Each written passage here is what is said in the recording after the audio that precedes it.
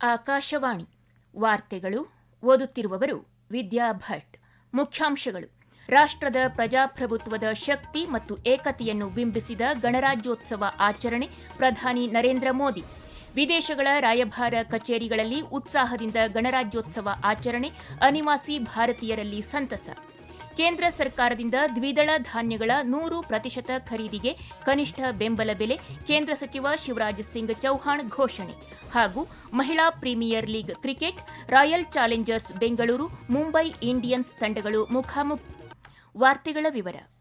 ಭಾರತವು ಗಣರಾಜ್ಯೋತ್ಸವವನ್ನು ಅತ್ಯಂತ ಉತ್ಸಾಹ ಮತ್ತು ಹೆಮ್ಮೆಯಿಂದ ಆಚರಿಸಿದೆ ಎಂದು ಪ್ರಧಾನಿ ನರೇಂದ್ರ ಮೋದಿ ಹೇಳಿದ್ದಾರೆ. ಸಾಮಾಜಿಕ ಮಾಧ್ಯಮ ಪೋಸ್ಟ್ನಲ್ಲಿ ಪ್ರಧಾನಿಯವರು ಕರ್ತವ್ಯ ಪಥದಲ್ಲಿ ನಡೆದ ಭವ್ಯವಾದ ಕಾರ್ಯಕ್ರಮವು ದೇಶದ ಪ್ರಜಾಪ್ರಭುತ್ವದ ಶಕ್ತಿ, ಅದರ ಪರಂಪರೆಯ ಶ್ರೀಮಂತಿಕೆ ಮತ್ತು ರಾಷ್ಟ್ರವನ್ನು ಒಟ್ಟಿಗೆ ಬಂಧಿಸುವ ಏಕತೆಯನ್ನು ಪ್ರದರ್ಶಿಸಿತು ಎಂದು ತಿಳಿಸಿದ್ದಾರೆ. ಈ ಸಂಭ್ರಮಾಚರಣೆಯು ಭಾರತದ ಅಸಾಧಾರಣ ಭದ್ರತಾ ಉಪಕರಣಗಳನ್ನು ಪ್ರದರ್ಶಿಸಿತು. ಇದು ರಾಷ್ಟ್ರದ ಸನ್ನದ್ಧತೆ, ತಾಂತ್ರಿಕ ಸಾಮರ್ಥ್ಯ ಮತ್ತು ತನ್ನ ನಾಗರಿಕರನ್ನು ರಕ್ಷಿಸುವ ಅಚಲ ಬದ್ಧತೆಯನ್ನು ಪ್ರತಿಬಿಂಬಿಸುತ್ತದೆ ಎಂದು ಅವರು ಹೇಳಿದ್ದಾರೆ.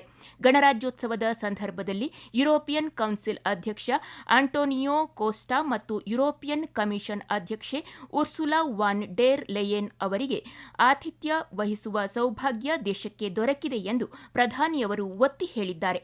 ಅವರ ಉಪಸ್ಥಿತಿಯು ಭಾರತ ಯುರೋಪಿಯನ್ ಒಕ್ಕೂಟದ ಪಾಲುದಾರಿಕೆಯ ಬೆಳೆಯುತ್ತಿರುವ ಬಲ ಮತ್ತು ಹಂಚಿಕೆಯ ಮೌಲ್ಯಗಳಿಗೆ ನಮ್ಮ ಬದ್ಧತೆಯನ್ನು ಒತ್ತಿ ಹೇಳುತ್ತದೆ. ಈ ಭೇಟಿಯು ವೈವಿಧ್ಯಮಯ ವಲಯಗಳಲ್ಲಿ ಭಾರತ ಮತ್ತು ಯುರೋಪ್ ನಡುವೆ ಆಳವಾದ ಸಹಕಾರಕ್ಕೆ ವೇಗವನ್ನು ನೀಡುತ್ತದೆ ಎಂದು ಅವರು ತಿಳಿಸಿದ್ದಾರೆ. ಭಾರತದ 77ನೇ ಗಣರಾಜ್ಯೋತ್ಸವವನ್ನು ಪ್ರಪಂಚದಾದ್ಯಂತ ವಿದೇಶಗಳಲ್ಲಿ ನೆಲೆಸಿರುವ ಅನಿವಾಸಿಗಳು ಭಾರತೀಯ ರಾಯಭಾರ ಕಚೇರಿಗಳಲ್ಲಿ ಉತ್ಸಾಹದಿಂದ ಆಚರಿಸಿದರು. ತ್ರಿವರ್ಣ ಧ್ವಜವನ್ನು ಹಾರಿಸುವ ಮೂಲಕ ಅವರ ದೇಶಭಕ್ತಿಯ ಉತ್ಸಾಹ ಪ್ರದರ್ಶನಗೊಂಡಿತು. ಬ್ರಿಟನ್ನ ದೊರೆ 3ನೇ ಚಾರ್ಲ್ಸ್, ರಾಷ್ಟ್ರಪತಿ ದ್ರೌಪದಿ ಮುರ್ಮು ಮತ್ತು ಭಾರತದ ಜನರಿಗೆ ಗಣರಾಜ್ಯೋತ್ಸವದ ಶುಭಾಶಯಗಳನ್ನು ತಿಳಿಸಿದ್ದಾರೆ.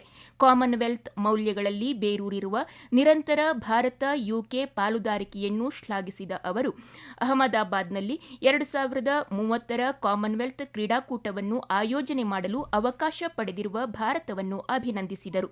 ಚೀನಾದ ಬೀಜಿಂಗ್ನಲ್ಲಿರುವ ರಾಯಭಾರಿ ಪ್ರದೀಪ್ ಕುಮಾರ್ ರಾವತ್ ತ್ರಿವರ್ಣ ಧ್ವಜವನ್ನು ಹಾರಿಸಿ ರಾಷ್ಟ್ರಪತಿ ದ್ರೌಪದಿ ಮುರ್ಮು ಅವರ ಭಾಷಣದ ಆಯ್ದ ಭಾಗಗಳನ್ನು ಓದಿದರು. ಆಚರಣೆಗಳು ವಂದೇ ಮಾತರಂ ಮತ್ತು ಭಾರತ್ ಮಾತಾ ಕಿ ಜೈ ಘೋಷಣೆಗಳನ್ನು ಒಳಗೊಂಡಿದ್ದವು. ಚೀನಿ ಸಮುದಾಯ ಮತ್ತು ರಾಜತಾಂತ್ರಿಕ ದಳದ 400ಕ್ಕೂ ಹೆಚ್ಚು ಸದಸ್ಯರು ಭಾಗವಹಿಸಿದ್ದ ಕಾರ್ಯಕ್ರಮದಲ್ಲಿ ಕಾನ್ಸುಲ್ ಜನರಲ್ ಪ್ರತೀಕ್ ಮಾಥುರ್ ಧ್ವಜಾರೋಹಣ ಮಾಡಿದರು. ಅಮೆರಿಕದ ವಾಷಿಂಗ್ಟನ್ನಲ್ಲಿ ವಿದೇಶಾಂಗ ಕಾರ್ಯದರ್ಶಿ ಮಾರ್ಕೊ ರೂಬಿಯೋ ಭಾರತಕ್ಕೆ ಗಣರಾಜ್ಯೋತ್ಸವದ ಶುಭಾಶಯಗಳನ್ನು ಸಲ್ಲಿಸಿದರು.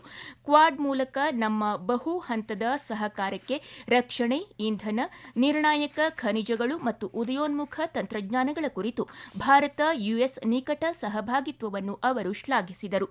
ಸಿಂಗಾಪುರದಲ್ಲಿ ಭಾರತೀಯ ಹೈಕಮಿಷನರ್ ಡಾ ಶಿಲ್ಪಕ್ ಅಂಬುಲೆ ಅವರು ರಾಷ್ಟ್ರಪತಿಗಳ ಭಾಷಣವನ್ನು ಓದುವ ಮೂಲಕ ಗಣರಾಜ್ಯೋತ್ಸವವನ್ನು ಆಚರಿಸುವಲ್ಲಿ ಭಾರತೀಯ ವಲಸಿಗ ಸಮುದಾಯವನ್ನು ಪ್ರತಿಬಿಂಬಿಸಿದರು. ಭಾರತೀಯ ಶಾಲೆಗಳ ವಿದ್ಯಾರ್ಥಿಗಳು ಸಾಂಸ್ಕೃತಿಕ ನೃತ್ಯವನ್ನು ಪ್ರದರ್ಶಿಸಿದರು. ಮುಂದಿನ ವಾರ ನಡೆಯಲಿರುವ ಸಿಂಗಾಪುರ್ ವೈಮಾನಿಕ ಪ್ರದರ್ಶನಕ್ಕೆ ಆಗಮಿಸಿದ ಸಾರಂಗ್ ಹೆಲಿಕಾಪ್ಟರ್ ತಂಡವು ಕಾರ್ಯಕ್ರಮದಲ್ಲಿ ಭಾಗವಹಿಸಿತು. ಜಪಾನ್ನಲ್ಲಿ ನಿಯೋಜಿತ ರಾಯಭಾರಿ ನಗ್ಮಾ ಎಂ ಮಲಿಕ್ ಅವರು ಭಾರತದ ರಾಯಭಾರ ಕಚೇರಿಯಲ್ಲಿ ರಾಷ್ಟ್ರಧ್ವಜಾರೋಹಣ ನೆರವೇರಿಸಿದರು. ನಂತರ ರಾಷ್ಟ್ರಗೀತೆ ಮತ್ತು ರಾಷ್ಟ್ರಪತಿಗಳ ಭಾಷಣವನ್ನು ಅವರು ಓದಿದರು. ಕರ್ನಾಟಕದಲ್ಲಿ 77ನೇ ಗಣರಾಜ್ಯೋತ್ಸವ ಆಚರಣೆಯು ದೇಶಭಕ್ತಿಯ ಉತ್ಸಾಹ ಮತ್ತು ಸಾಂಸ್ಕೃತಿಕ ಸಂಭ್ರಮಗಳೊಂದಿಗೆ ನಡೆಯಿತು. ರಾಜ್ಯಪಾಲ ಥಾವರ್ಚಂದ್ ಗೆಹ್ಲೋಟ್ ಬೆಂಗಳೂರಿನಲ್ಲಿ ಧ್ವಜಾರೋಹಣ ನೆರವೇರಿಸಿ ಭಾಷಣ ಮಾಡಿದರು. ತಾರತಮ್ಯ, ವಸಾಹತುಶಾಹಿ ಮತ್ತು ಪುರಾತನ ಕಾನೂನುಗಳನ್ನು ತ್ಯಜಿಸಿ ಸಾಮಾಜಿಕ, ಆರ್ಥಿಕ ಮತ್ತು ರಾಜಕೀಯ ನ್ಯಾಯದ ವಿಷಯಗಳಲ್ಲಿ ಎಲ್ಲರೂ ಸಮಾನರು ಎಂದು ಅವರು ಹೇಳಿದರು. ಯಾವುದೇ ಸಂದರ್ಭದಲ್ಲೂ ಸಾರ್ವಜನಿಕರು ರಾಜಕೀಯ ಪ್ರಜಾಪ್ರಭುತ್ವದಿಂದ ಮಾತ್ರ ತೃಪ್ತರಾಗಬಾರದು. ರಾಜಕೀಯ ಪ್ರಜಾಪ್ರಭುತ್ವವನ್ನು ಸಾಮಾಜಿಕ ಪ್ರಜಾಪ್ರಭುತ್ವವನ್ನಾಗಿ ಎಲ್ಲರೂ ಪರಿಗಣಿಸಬೇಕು. ಸಾಮಾಜಿಕ ಪ್ರಜಾಪ್ರಭುತ್ವ ಎಂದರೆ ಸ್ವಾತಂತ್ರ್ಯ, ಸಮಾನತೆ ಮತ್ತು ಭ್ರಾತೃತ್ವವನ್ನು ಜೀವನದ ತತ್ವಗಳಾಗಿ ಗುರುತಿಸುವ ಜೀವನ ವಿಧಾನವಾಗಿದೆ ಎಂದು ಅವರು ತಿಳಿಸಿದರು. ಈ ವಾರ್ತೆಗಳನ್ನು ಆಕಾಶವಾಣಿಯಿಂದ ಕೇಳುತ್ತಿದ್ದೀರಿ.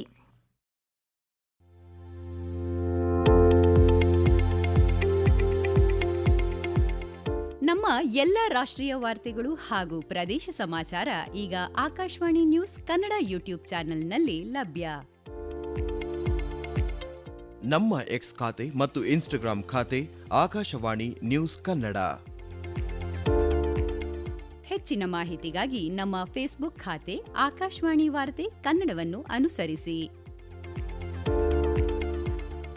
ಮಾಹಿತಿಗಳ ಹೂರಣ, ವಾರದ ಕಾರ್ಯಕ್ರಮ ಪ್ರಚಲಿತ ವಿದ್ಯಮಾನ ಪ್ರತಿ ಬುಧವಾರ ರಾತ್ರಿ 9:15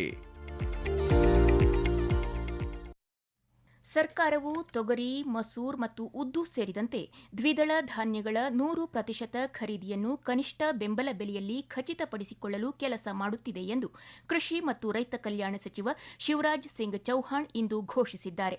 ನವದೆಹಲಿಯಲ್ಲಿ 77ನೇ ಗಣರಾಜ್ಯೋತ್ಸವದ ಸಂದರ್ಭದಲ್ಲಿ ಸರ್ಕಾರವು ವಿಶೇಷವಾಗಿ ಆಹ್ವಾನಿಸಿದ ರೈತರೊಂದಿಗೆ ಸಂವಾದ ನಡೆಸಿದ ಸಚಿವರು ಈ ಘೋಷಣೆಯನ್ನು ಮಾಡಿದ್ದಾರೆ. ಕೃಷಿಯು ಭಾರತೀಯ ಆರ್ಥಿಕತೆಯ ಬೆನ್ನೆಲುಬಾಗಿದೆ. ದೇಶದ ಜನಸಂಖ್ಯೆಯ ಸುಮಾರು 70% ಜನರು ನೇರವಾಗಿ ಅಥವಾ ಪರೋಕ್ಷವಾಗಿ ಕೃಷಿ ಮತ್ತು ಸಂಬಂಧಿತ ಚಟುವಟಿಕೆಗಳನ್ನು ಅವಲಂಬಿಸಿದ್ದಾರೆ. ಭಾರತವು ಚೀನಾವನ್ನು ಹಿಂದಿಕ್ಕಿ ವಿಶ್ವದ ಅತಿದೊಡ್ಡ ಅಕ್ಕಿ ಉತ್ಪಾದಕ ರಾಷ್ಟ್ರವಾಗಿದೆ. ಇದು ರೈತರಿಗೆ, ವಿಶೇಷವಾಗಿ ಬಾಸ್ಮತಿ ಅಕ್ಕಿ ಬೆಳೆಗಾರರಿಗೆ ಉತ್ತಮ ಬೆಲೆ ದೊರೆಯುವಂತೆ ಮಾಡಿದೆ. ದೇಶೀಯ ಬೆಳೆಗಾರರನ್ನು ರಕ್ಷಿಸಲು ಸರ್ಕಾರವು ದ್ವಿದಳ ಧಾನ್ಯಗಳ ಮೇಲೆ 30% ಆಮದು ಸುಂಕವನ್ನು ವಿಧಿಸಿದೆ ಎಂದು ಸಚಿವರು ಹೇಳಿದರು. ಪ್ರಧಾನಮಂತ್ರಿ ಫಸಲ್ ಬಿಮಾ ಯೋಜನೆಯನ್ನು ಮತ್ತಷ್ಟು ಬಲಪಡಿಸಲಾಗುತ್ತಿದೆ.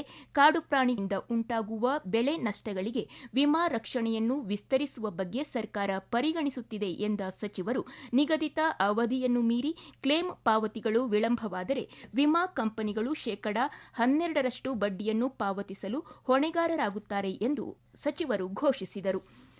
ನವದೆಹಲಿಯಲ್ಲಿರುವ ಆಕಾಶವಾಣಿಯ ಪ್ರಧಾನ ಕಚೇರಿಯಲ್ಲಿ ಇಂದು ಗಣರಾಜ್ಯೋತ್ಸವವನ್ನು ಆಚರಿಸಲಾಯಿತು.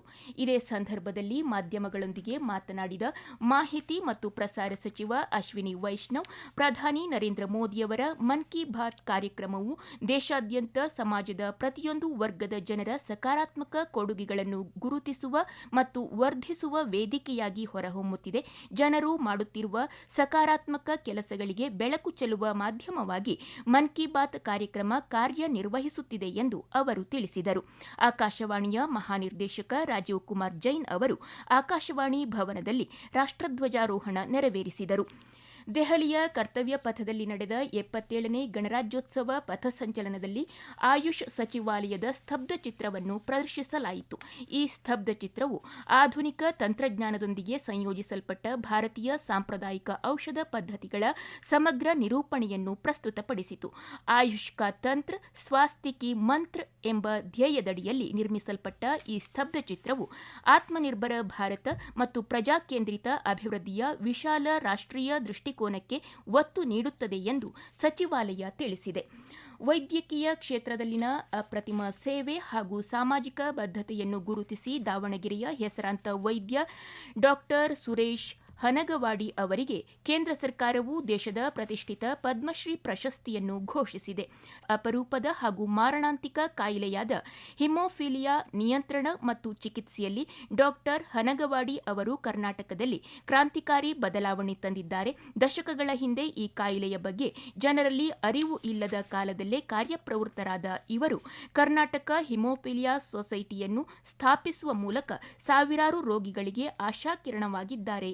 ವಡೋದರಾದ ಕ್ರೀಡಾಂಗಣದಲ್ಲಿ ನಡೆಯುತ್ತಿರುವ ಮಹಿಳಾ ಪ್ರೀಮಿಯರ್ ಲೀಗ್ ಕ್ರಿಕೆಟ್ನ ಇಂದಿನ ಪಂದ್ಯದಲ್ಲಿ royal Challengers Bengaluru, Mumbai Indians ತಂಡಗಳು ಮುಖಾಮುಖಿಯಾಗಿವೆ. ಟಾಸ್ ಸೋತು ಬ್ಯಾಟಿಂಗ್ ಮಾಡುತ್ತಿರುವ ಮುಂಬೈ ತಂಡವು ಇತ್ತೀಚಿನ ವರದಿ ಬಂದಾಗ 2 ಓವರ್ಗಳಲ್ಲಿ ವಿಕೆಟ್ ನಷ್ಟವಿಲ್ಲದೆ 5 ರನ್ ಗಳಿಸಿ ಆಡುತ್ತಿದೆ. ಕೊನೆಯಲ್ಲಿ ಮತ್ತೊಮ್ಮೆ ಮುಖ್ಯಾಂಶಗಳು.